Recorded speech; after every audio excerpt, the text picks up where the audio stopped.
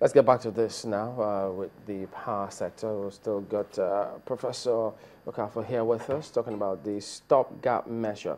But you know, speaking about that stopgap measure, it raises questions about the functions and activities of NERC, the regulatory bodies, now because how well they perform will always tell on the discourse, perhaps, and then ultimately how the consumers end up on the ladder. How would you assess how NERC has carried out their functions? It's really difficult to give to attack this question head on. You see, because NERC is operating within a framework of Nigeria. And why I emphasize the word Nigeria is that, excuse me, you know, there are quite a number of things that are not the way they should be. There's so much government interference, for instance. But on the average, I would say they are doing well on the average.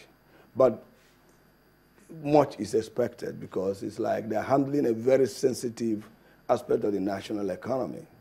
It's not just, for instance, look at power generation. It's not just NERC. NERC grants a license. But that is all. You know, the licensee has to borrow money, and for him to be able to borrow money, there has to be a PPA, a power purchase agreement. And this power purchase agreement has been so difficult to obtain. Even those I know who have standby lenders, you know, it has been so much shrouded in, you know, bureaucracy that you can hardly make a move. Why do you think that is the case? Because in spite of all we say and do about this target for electricity, how we need to achieve uninterrupted power supply, yet these bureaucracies exist to the point of hindering the process. Well, you know, I'm an individual. I'm not at the corridors of power. So it might be difficult. I can make a guess. And my guess is that, you see, we are fond of building individuals and not institutions. You know, nobody, somebody wants to say, don't worry, you know, this, I will give it to you. You know, it's not based on accurate evaluation of somebody's or a company's potential or company's capacity to build a power plant. You know, so we find that both those who are ready and those who are, I would say, jokers, are treated the same way. And at the end of the day, nothing moves. You see, let's look at a situation where a country like India that imports all their fuel resources, diesel, everything they import, but they still generate, you know, an enormous amount of power. You know, so it has to do with a lot of things. The tariff, for instance, the cash collection ability of the discos. So at the end of the day, if you sign a PPA, you must pay the man. And the man must have signed a GSA, that's a gas purchase agreement. So the gas must be available, and he has to pay the man. In short, the new program they have, I think for the GSA, you need to produce a collateral that might involve, you know, an LC.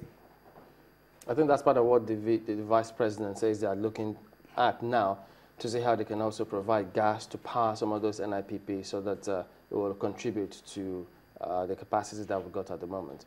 But that's on the one hand. But still talking about the NERC and their functions, let's take a look at it from the consumer's perspective now.